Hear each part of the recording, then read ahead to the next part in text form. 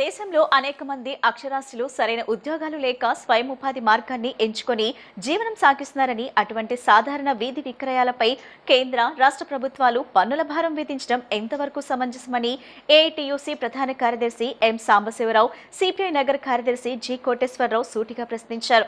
వీధి విక్రయదారుల నుండి ఇటు పోలీసు వారు, అటు మున్సిపల్ శాఖ వారు అక్రమ పన్నులు విధించి డబ్బులు దండుకుంటున్నారని ఆగ్రహం వ్యక్తం చేశారు. భవిష్యత్తులో వీధి విక్రయదారుల చట్టాన్ని పరిరక్షించే విధంగా ప్రభుత్వం మీద ఒత్తిడి తీసుకొస్తామని వారు స్పష్టం చేశారు. విజయవాడ దాసరి భవన్లో వీధి విక్రయదారుల ఫెడరేషన్ నగర 2వ మహాసభ జరిగింది. ఈ సభలో నగర ఏఐటియుసి ప్రధాన కార్యదర్శి ఎం సాంబశివరావు, సిపిఐ నగర కార్యదర్శి జి కోటేశ్వరరావు పాల్గొని మాట్లాడారు. ఈ రోజున వీధి విక్రయదారుల 2వ మహాసభ దాసరి భవన్లో నిర్వహించామన్నారు. దేశవ్యాప్తంగా ఉన్న చట్టాన్ని కేంద్ర రాష్ట్ర ప్రభుత్వాలు అమలు చేయకపోగా వీధి విక్రయదారుల నుండి ఇటు పోలీసు వారు, అటు మున్సిపల్ శాఖ వారు దౌర్జన్యంగా ప్రవర్తిస్తున్నారని ఆవేదన వ్యక్తం చేశారు. ఎటువంటి అక్రమ పనులు దిగించకూడదని చట్టం ఉన్నప్పటికీ దొంగల మాదిరి డబ్బులు దండుకుంటున్నారని ఆరోపించారు. చిరు వ్యాపారుల దగ్గర సైతం 500 నుండి 600 రూపాయలు వసూలు చేసి వారి జీవన విధానంపై దెబ్బ కొడుతున్నారని మండిపడ్డారు. భవిష్యత్తులో వీధి విక్రయదారుల చట్టాన్ని పరిరక్షించే విధంగా ప్రభుత్వం మీద ఒత్తిడి తీసుకుని రావడానికి ఈ మహాసభను నిర్వహించామని చెప్పారు. వీధి విక్రయదారులని పరీక్షించుకోవడానికి కృషి చేస్తామని చెప్పారు. ఈ రోజున వీధి విక్రయదారుల కార్మిక ఫెడరేషన్ విజయవాడ నగర 2వ మహాసభ జరుగుతూ ఉన్నది. ఈ సందర్భంగా ఎదుర్కొనేటటువంటి సమస్యలపైన ఈ మహాసభలో చర్చించటం, రాబోయేటటువంటి కాలంలో ప్రభుత్వాలు అనుసరించేటటువంటి వ్యాపార వ్యతిరేక విధానాల్ని, ఈ చట్టాన్ని పరిరక్షించుకునేటటువంటి పద్ధతిలో మహాసభలో చర్చించి భవిష్యత్తు కార్యక్రమాన్ని రూపొందించుకోవటం జరుగుతుంది. ఈ మహాసభలో ముఖ్యంగా 2014లో వీధి విక్రయదారులకు చట్టం తీసుకొచ్చింది ప్రభుత్వం. 2014 నుంచి ఆ రోజు ఉన్నటువంటి ప్రభుత్వం ఒక మంచి ఆలోచనతో చట్టం తీసుకొచ్చి, ఆ చట్టం ద్వారా ప్రతి ఒక్కరూ కూడా వ్యాపారం చేసుకునేటటువంటి అవకాశం కల్పించేటటువంటి పద్ధతిలో చేసే ఈ రోజున బీజేపీ ప్రభుత్వం, కేంద్రంలో ఉన్నటువంటి ప్రభుత్వం కార్మిక వ్యతిరేక విధానాలు లేకపోతే చిన్నపాటి ఆకర్షణని దెబ్బతీసేటటువంటి పద్ధతిలో మాల్స్ని ప్రోత్సహించి, అది కూడా ప్రభుత్వ ఆస్తులను కారు చౌకగా మాల్స్కి ఇవ్వటం ద్వారా వీధి విక్రయదారుల యొక్క ఆర్థిక స్థితి దెబ్బతినేటటువంటి పరిస్థితులకి కేంద్రం ప్రభుత్వం, ఇక్కడ రాష్ట్ర ప్రభుత్వం అనుసరించేటటువంటి విధానాల్ని నిరసించి రాబోయేటటువంటి కాలంలో విజయవాడ నగరంలో హాకర్స్ అందరికి కూడా ఏఐటిసి అండగా ఉంటుంది. ప్రతి ఒక్కరు కూడా ఈ సందర్భంగా నగరపాలక సంస్థ కమిషనర్ గారిని డిమాండ్ చేసేది ప్రతి ఒక్కరికి గుర్తింపు కార్డులు ఇవ్వాలి. అదే పద్ధతిలో ఎక్కడైతే జోన్స్ ఉన్నాయో ఆ జోన్స్ని రికగ్నైజ్ చేసి గ్రీన్ జోన్స్, అంబర్ జోన్స్లో వ్యాపారం చేసుకునేటటువంటి పద్ధతిలో ఈ ప్రభుత్వం కార్పొరేషన్ అధికారులు, మున్సిపల్ అధికారులు ఆ వైపుగా చర్యలు చేపట్టాలి అని చెప్పి ఈ మహాసభలో డిమాండ్ చేయబోతా ఉన్నాం. వారికి అండగా రాబోయేటటువంటి కాలంలో ఏఐటిసి నిర్వహించే పోరాటానికి భారత కమ్యూనిస్ట్ పార్టీ సిపిఐ కూడా వారికి అండగా ఉంటుందని చెప్పి ఈ సందర్భంగా విజ్ఞప్తి చేస్తూ అధికారులు సానుకూలంగా స్పందించాలని చెప్పి డిమాండ్ చేస్తాం. ఈ రోజున వీధి విక్రయదారుల 2వ మహాసభ దాసరి భవన్లో నిర్వహిస్తున్నాం. ఇలా దేశవ్యాప్తంగా ఒక చట్టం ఉన్నప్పటికీ కూడా ఆ చట్టాన్ని అమలు చేయకుండా కేంద్ర రాష్ట్ర ప్రభుత్వాలు వీధి విక్రయదారులకు స్వతంత్రంగా బతికే, సొంతగా వ్యాపారం చేసుకొని చిన్న చిన్న కుటుంబాలకి పాలనగా వారికి అందుబాటులో ఉండే విధంగా తినుబండారాలు, వస్తువులు సప్లై చేస్తూ వారి జీవనం సాగిస్తూ ఉన్న వీధి విక్రయదారులని ఎలా ఇటు పోలీసు వారు, అటు మున్సిపల్ అధికారులు వీళ్ళ మీద దౌర్జన్యాలు చేసి బతికే పద్ధతులని ఈ రాష్ట్రంలో, అందులో విజయవాడలో ప్రధానంగా చూస్తున్నాం. ఒకరి అధికారంలో వచ్చినప్పుడు బళ్ళు తొలగింపబడతాయి, మళ్ళీ వాళ్ళ మామూలు తీసుకొని మళ్ళీ వాళ్ళే బళ్ళు పెట్టిస్తుంటారు. ఈ పద్ధతి పోవాలని చెప్పి చట్టం మాకు రక్షణ ఇచ్చింది వీధి విక్రయదారులకి. ఆ చట్టాన్ని అమలు చేయాలని చెప్పేసి, అలాగే ఎక్కడ వ్యాపారం చేసుకుంటున్నారో అక్కడికి రెడ్ జోన్ కానీ ఫ్రీ జోన్లో వాళ్ళ వ్యాపారం వాళ్ళు సజావుగా చేసుకునేదానికి అవకాశం కల్పించాలని తహసీల్ రద్దు చేశారు, పోలీసు బీట్లు రద్దు చేశారు ఈ చట్టంలో. కానీ యథేచ్ఛగా దొంగచాటుగా తహసీల్ వసూలు చేస్తున్నారు మున్సిపల్ అధికారులు. అలాగే కొన్ని చోట్ల పోలీసులు వారికి వచ్చే ఆదాయం రోజుకి 500, 600తో జీవనం సాగిస్తున్న వాళ్ళ మీద వందల రూపాయలు కేసులు ఫైన్లు వేసి వాళ్ళని వేధిస్తున్న చర్యల్ని నిరసిస్తూ భవిష్యత్తులో మేము ఈ వీధి విక్రయదారుల చట్టాన్ని పరిరక్షించి వాటిని అమలు చేసే విధంగా ప్రభుత్వం మీద ఒత్తిడి తీసుకొని రావడానికి, అలాగే మా వీధి విక్రయదారులని పరిరక్షించుకోవడానికి, రోడ్డు మీద బతికే వాళ్ళ కోసం ఇవాళ దేశం అనేక కోట్ల మంది అక్షరాస్యులు కూడా ఉద్యోగాలు లేక ఇబ్బంది పడుతున్న తరుణంలో స్వయం ఉపాధిగా బతికి వాళ్ళ జీవితాలని వెళ్ళబుచ్చుకుంటున్న చిరు వ్యాపారుల మీద ప్రభుత్వాలు కాఠిన్యం లేకుండా ఉదాసీనంగా వారి వ్యాపారం చేసుకొని వారి కుటుంబాలని వారి పిల్లల్ని పెంచుకునే విధంగా రక్షణ కల్పించాలని చెప్పేసి మీ ద్వారాగా ప్రభుత్వానికి విజ్ఞప్తి చేస్తాను. కరోనా సమయంలో రోగుల ప్రాణాలు కాపాడటం కోసం అనేక మంది స్టాఫ్ నర్స్, పారామెడికల్ సిబ్బంది ప్రాణాలను సైతం పణంగా పెట్టి సేవ చేశారని జేఏసీ నాయకులు అన్నారు. రాష్ట్ర పరిధిలో పనిచేస్తున్న కాంట్రాక్ట్ స్టాఫ్ నర్స్, పారామెడికల్ ఉద్యోగులందరినీ రెగ్యులర్ చేసేంత వరకు 100% గ్రాస్ శాలరీ వెంటనే అమలు చేయాలని డిమాండ్ చేశారు. నగరంలోని గాంధీనగర్ ప్రెస్ క్లబ్ నందు రాష్ట్ర స్టాఫ్ నర్స్, పారామెడికల్ సిబ్బంది జేఏసీ ఆధ్వర్యంలో విలేకరుల సమావేశాన్ని నిర్వహించారు. జేఏసీ సభ్యులు మీడియాతో మాట్లాడుతూ వైద్య ఆరోగ్య శాఖలో రోగుల ప్రాణాలు కాపాడటంలో కీలక పాత్ర పోషించే స్టాఫ్ నర్స్, పారామెడికల్ సిబ్బంది సేవలు నిరూపమానమన్నారు. కరోనా సమయంలో రోగుల ప్రాణాలు కాపాడటం కోసం అనేక మంది ప్రాణాలను సైతం పణంగా పెట్టి సేవ చేశారన్నారు. గత 15 సంవత్సరాల నుండి ఉద్యోగ భద్రత లేక కాంట్రాక్ట్ విధానంలోనే విధులు నిర్వహించడం జరుగుతుందని ఆవేదన వ్యక్తం చేశారు.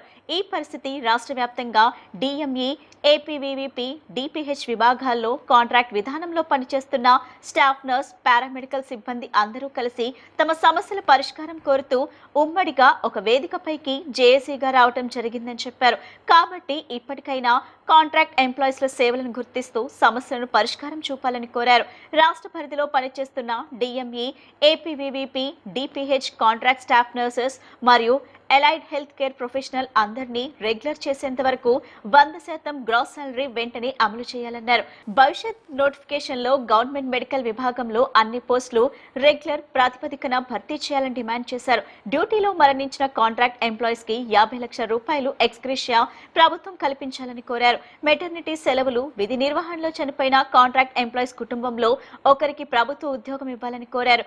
కాంట్రాక్ట్ ఎంప్లాయీస్ పరస్పర అంగీకార బదిలీలు, స్పోర్ట్స్, రిక్వెస్ట్ ట్రాన్స్ఫర్లు వెంటనే అమలు చేయాలని కోరారు. మెడికల్ డిపార్ట్మెంట్లో దశాబ్దన్నర కాలంగా రెగ్యులరైజేషన్ లేకపోవటం వల్ల ఈ రీతిగా ఇక్కడికి వచ్చిన వాళ్ళందరూ ప్రతినిధులే, లీడర్సే. ఈ లీడర్సే ఈ ప్రెస్ క్లబ్లో ఇలా వస్తే స్ట్రెంత్ ఇలా ఉందంటే ఒకసారి గవర్నమెంట్ కూడా అర్థం చేసుకోవాలి. JAC pharmacist, lab technicians, radiology department, ECG technicians, dialysis technicians, ఇలాగా అన్ని టెక్నీషియన్స్తో, పారామెడికల్ సిబ్బందితో కలిపి, అలాగే స్టాఫ్ నర్సెస్ అందరూ కలిపి ఈరోజు జేఏసీ కమిటీగా ఏర్పాటు చేయడం జరిగింది. దశాబ్దన్నర కాలంగా రెగ్యులరైజేషన్ లేకపోవటం, అలాగే స్టాఫ్ నర్సెస్కి అధిక పని గంటలు, పని ఒత్తిడి, తగిన రక్షణ లేకుండా, వాచ్మెన్ కూడా లేకుండా విధులు నిర్వహించడం, అలాగే తగిన డ్యూటీలో ప్రమాదవశాత్తు ఏదైనా జరిగితే తగిన ఎక్స్గ్రేషియా ఇవ్వకపోవడం, ఇలాగా అనేక సమస్యలమైన ఈరోజు ప్రెస్ మీట్ కండక్ట్ చేయడం జరిగింది. ప్రభుత్వం అర్థం చేసుకోవాలి. గౌరవనీయులు ముఖ్యమంత్రి వర్యులు నారా చంద్రబాబు నాయుడు గారు చెప్పారు 6 గంటలు పనిచేయండి అని. మారుమూల గ్రామ ప్రాంతాల్లో ఉండే ప్రాథమిక ఆరోగ్య కేంద్రాల్లో పనిచేస్తున్న స్టాఫ్ నర్సులు ఎవరైనా సెలవు పెడితే, ఒక స్టాఫ్ నర్స్ ఎవరైనా సెలవు పెడితే ఖచ్చితంగా 12 గంటలు చేయవలసిందే అని చెప్పడం జరుగుతుంది. 12 గంటలు ఆల్రెడీ చేస్తున్నారు. అలాగే 24 గంటలు కూడా చేస్తున్న సందర్భాలు కూడా ఉన్నాయి. రాత్రి సమయంలో, పబ్లిక్ హాలిడేస్లో, సండేస్ టైంలో కూడా సింగిల్గా మీరు పిహెచ్సిలో విజిట్ చేయొచ్చు. మీడియా మిత్రులు అందరూ కూడా దయచేసి రిక్వెస్ట్ చేస్తున్నాము, సింగిల్గా స్టాఫ్ నర్సు డ్యూటీ చేస్తుంది. తగిన రక్షణ కల్పించాలని ఎన్నోసార్లు విన్నవించుకున్నాము, ఎన్నోసార్లు రిప్రజెంటేషన్ ఇచ్చుకున్నాము. పారామెడికల్ సిబ్బంది తరపున కానివ్వండి, స్టాఫ్ నర్సెస్ సిబ్బంది తరపున కానివ్వండి, అనేక మార్లు రిప్రజెంటేషన్ ఇచ్చినా కూడా గవర్నమెంట్ నుంచి ఎటువంటి స్పందన లేకపోవడం చాలా బాధాకరం అనేది ఈ సందర్భంగా తెలియజేస్తున్నాము. ఒక హాస్పిటల్లో staff nurse, pharmacist, lab technician primary సెంటర్లో ఉంటారండి. అట్లాగే పెద్ద హాస్పిటల్లో ఇంకా డిఫరెంట్ టెక్నీషియన్స్ ఉంటారు. బట్ ఇక్కడ మేము చేసే పనికి మేము తీసుకున్న వేతనానికి చాలా గౌరవంగా ఉంది. ఈరోజు మన సమాజంలో తీసుకున్న పరిస్థితులు చూస్తే ధరలు చాలా ఎక్కువ ఉన్నాయి, స్కూల్ ఫీజులు ఎక్కువగా ఉన్నాయి, బట్ మా శాలరీస్ మాత్రం అక్కడ ఉన్నాయి. ఒక కాంట్రాక్ట్ ల్యాబ్ టెక్నీషియన్ కానీ ఆ స్టాఫ్ నర్స్ కానీ ఫార్మసిస్ట్ కానీ వాట్ ఎవర్ ఇట్ మేబీ ఎవరికైనా ఏమైనా ప్రాబ్లం జరిగితే కనీసం ఆ ఫ్యామిలీ నడి రోడ్డు మీద పడుతుందండి. చాలా ఇబ్బందికరమైన విషయం.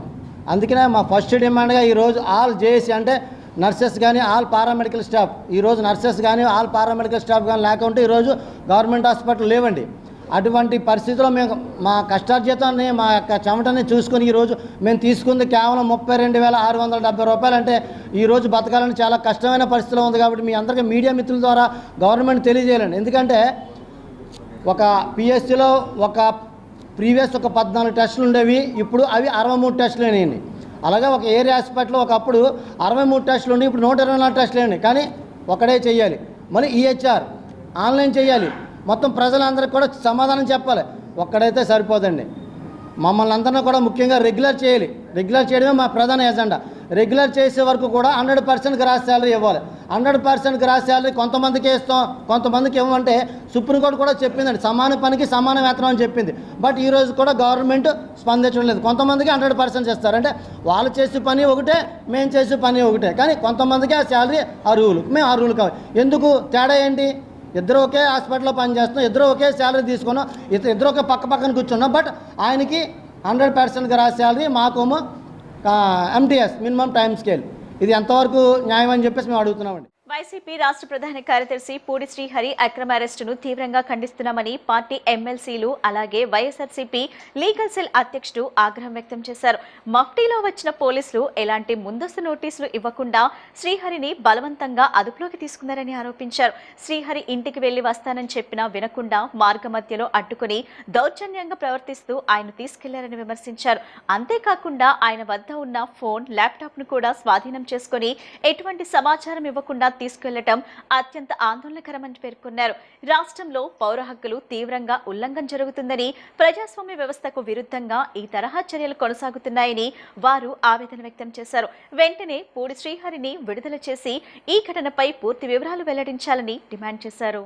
మా నాయకుడు ఎప్పుడు కూడా ఒక మాట చెప్తా ఉంటాడు, మీరు ఏ విత్తనం అయితే నాటితే ఆ విత్తనమే చెట్టు అయింది, ఫలితాలు మరలా తిరిగి పునరావృతం అవుతాయనే భావనని అనేక సందర్భాల్లో మా నాయకుడు కూడా చెప్పినటువంటి మాటని ఈ సందర్భంగా గుర్తు చేస్తూ, ఇంతటి దౌర్భాగ్యమైనటువంటి పరిస్థితులు, శ్రీహరి గారితో పాటు పక్కన ఒక మనిషి ఉంటే అతను బెదిరించేశారు, బలవంతంగా కారు దించేశారు. ఆయన ఒక పక్క తీసుకువెళ్లిపోయారు, మరో పక్క ఇంటికి వెళ్లి అక్రమంగా ఇంటిలో దూరి సోదా చేస్తా ఉన్నారు. అసలు ఏ దిశగా ఈ రాష్ట్రాన్ని మీరు తీసుకెళ్లాలని ఆలోచన చేస్తా ఉన్నారు? ఇప్పటికే దేశవ్యాప్తంగా ఆంధ్రప్రదేశ్ శాంతి భద్రతల పరిరక్షణలో కానీ ప్రజాస్వామ్యాన్ని పరిరక్షించే ప్రక్రియలో ఏ స్థానంలో ఉందో ఒకసారి చూడయా బాబు, చూసుకోండి ఒకసారి.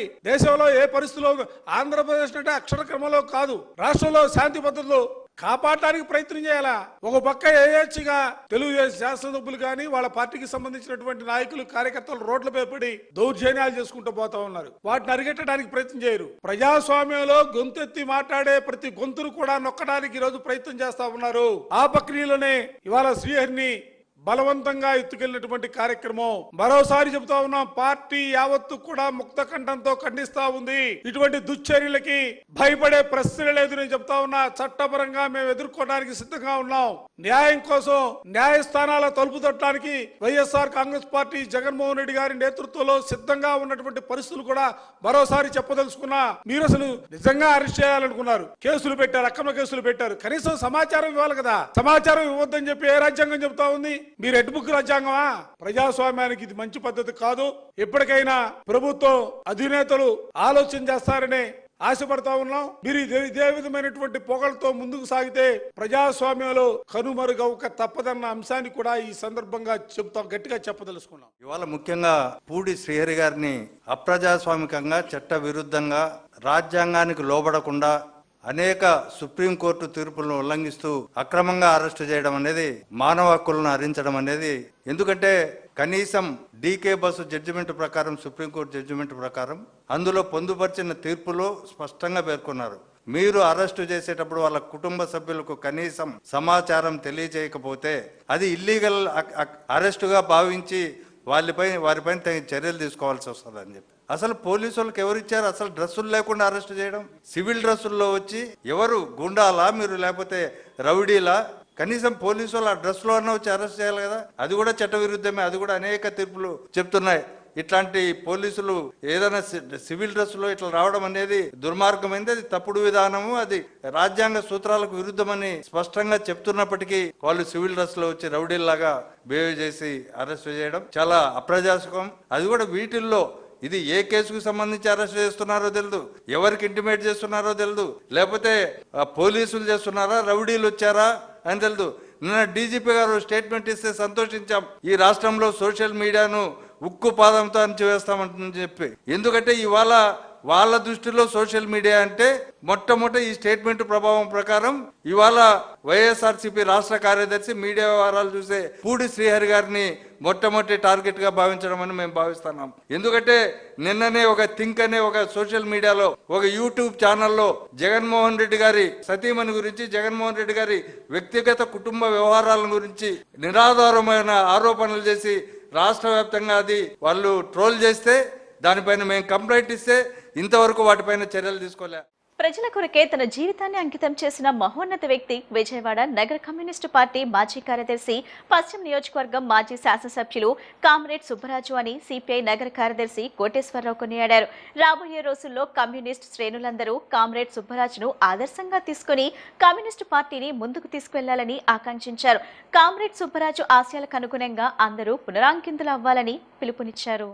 విజయవాడ దాసరి భవన్ నందు విజయవాడ నగర కమ్యూనిస్ట్ పార్టీ మాజీ కార్యదర్శి, పశ్చిమ నియోజకవర్గం మాజీ శాసనసభ్యులు కామ్రేడ్ సుబ్బరాజు 5వ వర్ధంతి కార్యక్రమం జరిగింది. విజయవాడ నగర కమ్యూనిస్ట్ పార్టీ మాజీ కార్యదర్శి, పశ్చిమ నియోజకవర్గం మాజీ శాసనసభ్యులు కామ్రేడ్ సుబ్బరాజుకి సిపిఐ ఆధ్వర్యంలో ఘనంగా నివాళులర్పించారు. ఈ సందర్భంగా సిపిఐ నగర కార్యదర్శి కోటేశ్వరరావు మాట్లాడుతూ కామ్రేడ్ సుబ్బరాజు 5వ వర్ధంతి కార్యక్రమం జరుపుకుంటున్నామని, కామ్రేడ్ సుబ్బరాజు జీవితం ప్రజలకే అంకితం చేశారన్నారు. విద్యార్థి నాయకుడిగా ఎస్ఆర్ఆర్ కాలేజ్లో ఏఎస్ఎఫ్ఆర్ నాయకుడిగా తన రాజకీయ జీవితాన్ని ప్రారంభించినటువంటి సుబ్బరాజు విద్యార్థి ఉద్యమాలకి నాయకత్వం వహించి విద్యార్థులకు చేరువయ్యారన్నారు. తర్వాత కాలంలో ప్రజాప్రతినిధిగా విజయవాడ నగరంలో 2 పర్యాయాలు మున్సిపల్ కార్పొరేటర్గా, నగరపాలక సంస్థలో సిపిఐ పక్ష నాయకుడిగా ప్రజల సమస్యలను ప్రతిబింబించడంలో కామ్రేడ్ సుబ్బరాజు తనదైన శైలిలో వ్యవహరించారన్నారు. తర్వాత విజయవాడ పశ్చిమ నియోజకవర్గం శాసనసభ్యులుగా ముఖ్యంగా కొండ ప్రాంతాల్లో ఉన్నటువంటి ప్రాంత ప్రజలకి మంచినీరు సౌకర్యం, వీధి లైట్ల సౌకర్యం కల్పించడంతో పాటుగా పట్టాలు పంపించేటువంటి దానికి ప్రధానమైనటువంటి భూమిక పోషించి పశ్చిమ నియోజకవర్గం కొండ ప్రాంతంలో అందరికీ పట్టాలు ఉన్నాయంటే 2వ దశలో కామ్రేడ్ సుబ్బరాజు రాష్ట్ర ప్రభుత్వం దగ్గరికి సమస్యను తీసుకువెళ్లి ఖచ్చితంగా అందరికీ పట్టాలు ఇప్పించినటువంటి ఘనత ఆయనకే దక్కుతుందని, ఇటువంటి మహోన్నత నాయకుడిని స్మరించుకోవాల్సిన అవసరం ఉందని చెప్పారు. పశ్చిమ నియోజకవర్గ మాజీ శాసనసభ్యులు కామ్రేడ్ సుబ్బరాజు గారి 5వ వర్ధంతి జరుపుకుంటా ఉన్నాం. కామ్రేడ్ సుబ్బరాజు జీవితం ప్రజలకే అంకితం. విద్యార్థి నాయకుడిగా ఎస్ఆర్ఆర్ కాలేజీలో ఏఐఎస్ఎఫ్ నాయకుడిగా తన రాజకీయ జీవితాన్ని ప్రారంభించినటువంటి సుబ్బరాజు విద్యార్థి ఉద్యమాలకి నాయకత్వం వహించి విద్యార్థుల చేరువైనటువంటి కామ్రేడు తర్వాత కాలంలో ప్రజాప్రతినిధిగా విజయవాడ నగరంలో 2 పర్యాయాలు మున్సిపల్ కార్పొరేటర్గా, నగరపాలక సంస్థలో సిపిఐ పక్ష నాయకుడిగా ప్రజల సమస్యలను ప్రతిబింబించడంలో కామ్రేడ్ సుబ్బరాజు గారు తనదైన శైలిలో వ్యవహరించారు. తర్వాత విజయవాడ పశ్చిమ నియోజకవర్గ శాసనసభ్యులుగా ముఖ్యంగా కొండ ప్రాంతాల్లో ఉన్నటువంటి ప్రాంత ప్రజలకి మంచినీరు సౌకర్యం, వీధి లైట్ల సౌకర్యం కల్పించడంతో పాటుగా పట్టాలు ఇప్పించేటటువంటి దానికి ప్రధానమైనటువంటి భూమిక పోషించి పశ్చిమ నియోజకవర్గం కొండ ప్రాంతంలో అందరికీ పట్టాలు ఉన్నాయంటే 2వ దశలో కామ్రేడ్ సుబ్బరాజు గారు రాష్ట్ర ప్రభుత్వం దగ్గరికి సమస్యను తీసుకెళ్ళి ఖచ్చితంగా అందరికీ పట్టాలు ఇప్పించినటువంటి నాయకుడు కామ్రేడ్ సుబ్బరాజు. అలాగే శాంతి సంఘానికి దేశవ్యాప్తంగా కూడా నాయకత్వం వహించి ఇటువంటి ఈ రోజున ప్రపంచ యుద్ధాలు జరుగుతున్నటువంటి తరుణంలో కామ్రేడ్ సుబ్బరాజు గారు లేనటువంటి లోటు తీరని లోటు. ఎందుకనంటే ఈ రోజున ఇజ్రాయెల్, అమెరికా, ఇరాన్ పైన చేస్తున్నటువంటి అఘాయిత్యాలు ఈ రోజున మనం చూస్తున్నటువంటి పరిస్థితిలో శాంతిని కోరేటటువంటి పద్ధతిలో శాంతి ఉద్యమాన్ని మన రాష్ట్రంలో మన నగరంలో నిర్వహించేటటువంటి పరిస్థితి ఉండేది. సుబ్బరాజు గారు కనుక ఉండుంటే ఆయన లేని లోటు విజయవాడ నగర అభివృద్ధికి, అంతేకాకుండా కమ్యూనిస్ట్ పార్టీకి, శాంతిని కోరేటటువంటి శాంతి కాముకులకి తీరని లోటు. ఈ సందర్భంగా సిపిఐ విజయవాడ నగర సమితి తరపున కామ్రేడ్ సుబ్బరాజు గారికి జోహార్లు అర్పిస్తూ రాబోయేటటువంటి కాలంలో కమ్యూనిస్టు శ్రేణులందరూ కూడా ఆయన పనిచేసినటువంటి విధానాన్ని ఆదర్శంగా తీసుకొని నగరంలో నగరపాలక సంస్థలో మరి కమ్యూనిస్టులు ప్రాతినిధ్యం వహించేటటువంటి పద్ధతిలో కమ్యూనిస్ట్ పార్టీని ముందుకు తీసుకెళ్లే దానికోసం ఈ 5వ వర్ధంతి సందర్భంగా అందరూ కూడా పునరంకితం కావాలని చెప్పి సిపిఐగా విజ్ఞప్తి చేస్తాం. మాజీ ముఖ్యమంత్రి వైసీపీ అధినేత వైఎస్ జగన్మోహన్ రెడ్డిపై థింక్ ఆంధ్ర అనే వెబ్సైట్ సోషల్ మీడియా మాధ్యమాల్లో ఇష్టారీతిగా కథనాలను వండివార్చడాన్ని YCP state social media wing organising president Dodda Anjireddy ఖండించారు. ఈ మేరకు విజయవాడ సైబర్ క్రైమ్ కార్యాలయం నందు థింక్ ఆంధ్ర సోషల్ మీడియా మాధ్యమంపై ఫిర్యాదు చేశారు. రాష్ట్రాన్ని కూటమి ప్రభుత్వం అభివృద్ధి చేయలేక డైవర్షన్ పాలిటిక్స్ చేస్తుందని, ఇటువంటి వారిపై చర్యలు తీసుకోకపోతే రానున్న రోజుల్లో గట్టిగా బుద్ధి చెబుతామని హెచ్చరించారు. YSR Congress party social media wing ఆధ్వర్యంలో పోలీస్ కమిషనర్ కార్యాలయం పక్కన గల సైబర్ క్రైమ్ కార్యాలయం నందు మాజీ ముఖ్యమంత్రి వైసీపీ అధినేత వైఎస్ జగన్మోహన్ రెడ్డిపై థింక్ ఆంధ్ర అనే వెబ్సైట్ సోషల్ మీడియా మాధ్యమాల్లో ఇష్టారీతిగా కథనాలను వండివార్చడాన్ని ఖండిస్తూ వారిపై చర్యలు తీసుకోవాలని కోరుతూ state social media wing organising president Dodda Anjireddy వినతి పత్రం సమర్పించారు. ఈ సందర్భంగా YCP state social media wing organising president Dodda Anjireddy మీడియాతో మాట్లాడుతూ మాజీ ముఖ్యమంత్రి వైఎస్ జగన్మోహన్ రెడ్డిపై, అతని కుటుంబ సభ్యులపై థింక్ ఆంధ్ర అనే వెబ్సైట్ సోషల్ మీడియా మాధ్యమాల్లో ఇష్టానురీతిగా వార్తలను వండివారిస్తున్నారని ఆగ్రహం వ్యక్తం చేశారు. రాష్ట్రంలోని కూటమి ప్రభుత్వం అభివృద్ధి చేయలేక డైవర్షన్ పాలిటిక్స్ చేస్తుందని, ఈ వెబ్సైట్ వెనకాల ముఖ్యమంత్రి చంద్రబాబు, మంత్రి నారా లోకేష్, ఉప ముఖ్యమంత్రి పవన్ కళ్యాణ్ ఉన్నారని చెప్పుకొచ్చారు. వాస్తవాలను రాష్ట్రంలో జరిగే అభివృద్ధిని చూపించలేక నిత్యం వైఎస్ జగన్ పై సోషల్ మీడియా మాధ్యమంగా దాడికి పాల్పడుతున్నారని ఆరోపించారు. రానున్న రోజుల్లో తమ ప్రభుత్వం అధికారంలోకి వస్తుందని, ఈ రోజు ఈ తప్పిదాలకు పాల్పడిన ప్రతి ఒక్కరికి గట్టిగా బుద్ధి చెబుతామని హెచ్చరించారు. పోలీస్ శాఖ ఇటువంటి చర్యలకు పాల్పడే వారిపై కఠిన చర్యలు తీసుకోవాలని డిమాండ్ చేశారు. లేని పక్షంలో రాష్ట్ర వ్యాప్తంగా ఆందోళన చేపడతామని, కఠిన చర్యలు తీసుకుంటామని హెచ్చరించారు. మాజీ ముఖ్యమంత్రి వర్యులు వైఎస్ఆర్ కాంగ్రెస్ పార్టీ జాతీయ అధ్యక్షులు జగన్మోహన్ రెడ్డి గారి ప్రతిష్టను, వాళ్ళ కుటుంబ ప్రతిష్టను దిగజార్చే విధంగా ఈరోజు థింక్ ఆంధ్ర అనే వెబ్సైట్ ద్వారా లేనిది ఉన్నట్టుగా, ఉన్నది లేనట్టుగా వక్రీకరించి ఒక వీడియో ద్వారా ఏదైతే గతంలో చంద్రబాబు నాయుడు గారు ముఖ్యమంత్రిగా ఉన్నప్పుడు భారతి గారు హైదరాబాద్లో జగన్మోహన్ రెడ్డి గారి మీద కంప్లైంట్ ఇచ్చినట్టు, ఆనాటి ఆ కంప్లైంట్ని పబ్లిక్కి ప్రచారం కాకుండా ముఖ్యమంత్రిగా ఉన్నటువంటి చంద్రబాబు నాయుడు గారు బయటికి రాకుండా రాజశేఖర రెడ్డి గారికి తెలియజేసి దాన్ని ఎటువంటి కేసు లేకుండా పెద్దన్న పాత్ర పోషించాడని చెప్పి థింక్ ఆంధ్ర అనే వెబ్సైట్ ద్వారా ఒక కట్టుకథని అల్లి వండి వార్చే విధంగా టీడీపీ పేజీల్లో కానివ్వండి, అతని అనుసంధానం అయినటువంటి ఫాలోవర్ ద్వారా ట్విట్టర్, ఇన్స్టా, ఎక్స్ పేజీల్లో ఏదైతే జగన్మోహన్ రెడ్డి గారి ప్రతిష్టను దిగజార్చే విధంగా రాస్తున్నటువంటి కార్యక్రమం. ఈ రాష్ట్రంలో ప్రజలందరికీ ఉమ్మడి స్టేట్లో కూడా జగన్మోహన్ రెడ్డి గారి కుటుంబం పట్ల, రాజశేఖర రెడ్డి గారి కుటుంబం పట్ల వాళ్ళ వ్యక్తిత్వం వాళ్ళు ఖచ్చితంగా అందరికీ తెలుసు, ప్రజలకు తెలుసు. ఈరోజు చంద్రబాబు నాయుడు గారికి నిజంగా అంత చిత్తశుద్ధి, మంచితనం ఉంటే ఆ రోజు బాలకృష్ణ గారు 2004లో రాజశేఖర రెడ్డి గారు ముఖ్యమంత్రిగా ఉన్నప్పుడు బెల్లంకొండ సురేష్ గారి మీద ఇంకొకరి మీద కాల్పులు జరిపినప్పుడు మీరు నిజంగా ఆ రోజు ఎందుకు కప్పిపుచ్చలేకపోయారు?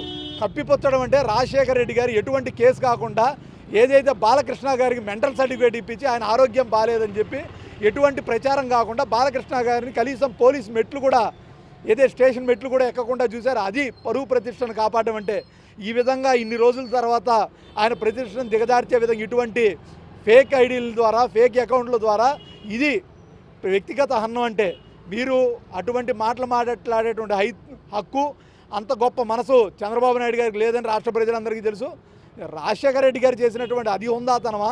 ఈరోజు నీ ఆర్భాటం కోసం జగన్మోహన్ రెడ్డి మీరు ఫెయిల్యూర్ ఈ 2 సంవత్సరాలుగా మీ ప్రభుత్వం ఫెయిల్యూర్ అయిందని చెప్పి కప్పిపుచ్చుకోవడానికి జగన్మోహన్ రెడ్డి గారి మీద నిత్యం ఏదో ఒకటి అంటే పొరపాటు, నిత్యం ఇదే సోషల్ మీడియా వేదికగా వ్యక్తిగత హననం వైఎస్ఆర్ కాంగ్రెస్ పార్టీ జగన్మోహన్ రెడ్డి గారి ప్రతిష్టను దిగజార్చే విధంగా చేస్తున్నారంటే ఇది మీకు అలవాటు.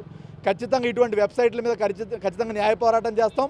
ఈ మరలా పునరావృతం అయితే కోర్టుల ద్వారా ఎత్తుక్కుంటాం. ఖచ్చితంగా దీని వెనకాల ఉన్నటువంటి ఎంతవారినైనా మేము ఖచ్చితంగా ఇచ్చేటువంటి ప్రతి ఒక్క కంప్లైంట్ రాష్ట్ర వ్యాప్తంగా కంప్లైంట్లు ఇస్తున్నాం. దానికి సంబంధించిన అక్నాలెడ్జ్మెంట్ కూడా తీసుకుంటాం.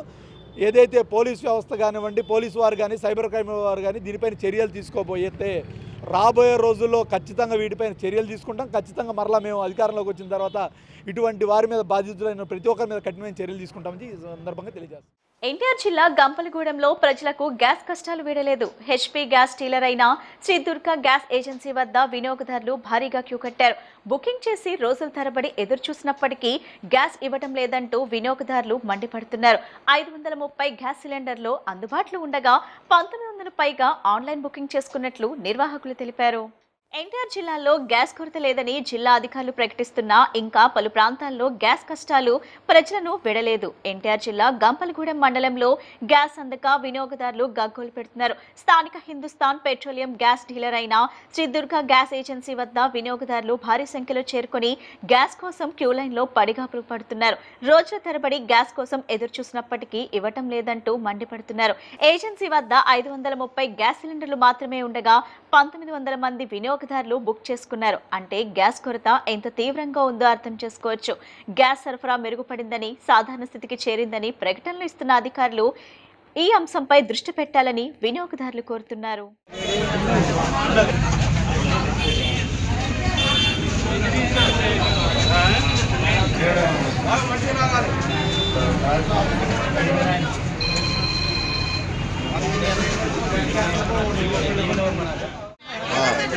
ఓటీపీలు వచ్చింది, గ్యాస్ బండ్ రాలేదు. నెల రోజుల నుంచి నేను పైదా చేస్తున్నాను. సాయంత్రం 5 దాకా ఇక్కడే ఉన్నాయండి. మళ్ళీ గ్యాస్ బండ్ సర్వర్ పని చేయలేదని కూర్చోబెట్టారు. మళ్ళీ వాళ్ళు 4 నుంచి వచ్చారు. బండలు వచ్చినా ఇవ్వట్లేదు మాకు. ఆన్లైన్ కింద పడిపోయింది. ఏం చేస్తారు మీరు? పని పని లేకుండా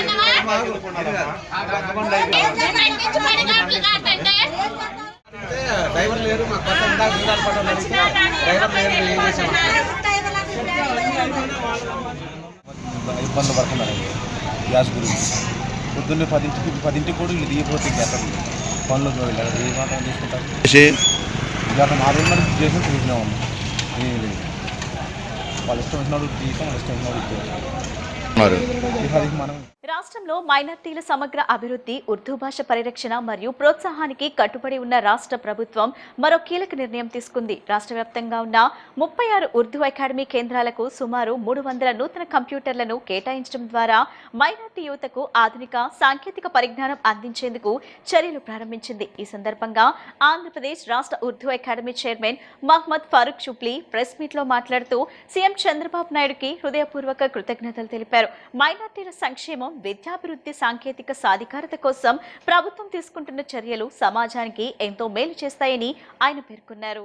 ఈరోజు ఈ మీడియా సమావేశం ఏర్పాటు చేయడానికి గల ముఖ్య కారణం ఏంటంటే, ఈ రోజున ఎవరైనా కానీ ఒకరిపై ఏదైనా పరోపకారం చేస్తే కనుక ఏదైతే నేను విశ్వసిస్తున్నటువంటి ఏదైతే సమాజంలో నేను నివసిస్తున్నానో ఆ సమాజంలో ఏంటంటే, ఎవరైనా ఆవగింజంత ఎవరైనా మాపై ఉపకారం చేస్తే కనుక దాన్ని కొండంత భావించాలి అనేది మాకు నేర్పిస్తున్నటువంటి పాఠం. కానీ ఇక్కడ ఈ పరోపకారి అన్న పదం నేను ఎందుకు ఉపయోగిస్తున్నానంటే కనుక ఉర్దూ భాషాభివృద్ధి కోసం కానివ్వండి, లేకపోతే ఉర్దూ భాషను ప్రోత్సహించడానికి కానివ్వండి, మన రాష్ట్ర గౌరవ ముఖ్యమంత్రి వర్యులు మాన్యశ్రీ శ్రీ నారా చంద్రబాబు నాయుడు గారు ఆయన తప్పించి ఇంకెవరైనా రెండో పేరు తీసుకుందామా అంటే కనుక మొత్తం యావత్తు భారతదేశంలో రెండో పేరు కూడాను కనిపించదు. ఉర్దూ భాషాభివృద్ధి కోసం ఆయన చేసినటువంటి పని అటువంటిది. కాబట్టి ఆయన్ని ఉర్దూ భాషాభిమానులు మరియు ఉర్దూ భాష ప్రేమికులు ఆయన్ని మొహసినే ఉర్దూ నారా చంద్రబాబు నాయుడు అని చెప్పేసి బిరుదు ప్రదానం చేసి ఆయనకి మరి మేమందరం కూడాను ఆయన్ని పిలుచుకుంటాం. ఎందుకు నేను ఈరోజు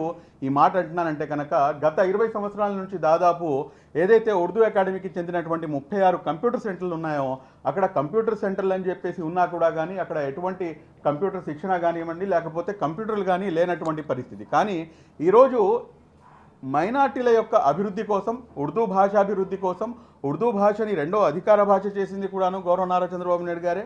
ఈ రోజున ఈ ఉర్దూ భాషలో విద్యార్థులు ఎవరైతే మైనార్టీ విద్యార్థులు ఉన్నారో వారు ఇంకా ముందుకు వెళ్ళాలని చెప్పేసి ఆర్టిఫిషియల్ ఇంటెలిజెన్స్లో కానివ్వండి, లేకపోతే ఇప్పుడు ఏదైతే సెకండ్ జనరేషన్ క్వాంటమ్ వ్యాలీ అని చెప్పేసి మనం దేని గురించి అయితే మనం డిస్కస్ చేసుకుంటున్నామో ఇటువంటివన్నీ కూడాను మైనార్టీ వర్గాలకి దగ్గర చేయాలని చెప్పేసి దాదాపు 3 కోట్ల రూపాయలు బడ్జెట్ మనకి శాంక్షన్ చేసి ఆ నిధుల్ని కూడాను విడుదల చేయడం జరిగింది. ఈరోజు ఆంధ్రప్రదేశ్ ప్రభుత్వము రాష్ట్రంలోని వివిధ జిల్లాలలో 36 కంప్యూటర్ సెంటర్లు ఉన్నాయి. 36 కంప్యూటర్ సెంటర్లు అయితే ఉన్నాయి, కానీ ఎప్పుడో దశాబ్ద కాలం క్రితం సరఫరా చేసిన కంప్యూటర్లు ఉండడం వల్ల ఈరోజు ఆధునిక కాలంలో అప్గ్రేడెడ్ సిస్టమ్స్ లేకపోవడం వల్ల మైనారిటీ యువకులు ఉర్దూ అకాడమీ ఆధ్వర్యంలో నడుస్తున్న ఈ కంప్యూటర్ శిక్షణా కేంద్రాల వైపు మొగ్గు చూపని కారణంగా గౌరవ మంత్రివర్యుల వారి సహకారంతో ఒక బడ్జెట్ను ప్రభుత్వానికి సమర్పించడం జరిగింది.